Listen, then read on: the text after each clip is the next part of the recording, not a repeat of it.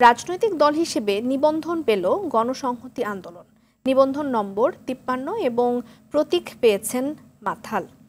দুপুরে রাজধানীর আগারগাঁওয়ের নির্বাচন কমিশন কার্যালয়ের সচিব শফিউল আজিম জুনায়েদ সাকি সহ কয়েকজনের হাতে এই প্রজ্ঞাপন তুলে দেন। ফ্যাসিস্ট শাসকের আজ্ঞাবহ নির্বাচন কমিশন থাকায় এতদিন নিবন্ধন আটকে ছিল বলে জানান জুনায়েদ সাকি।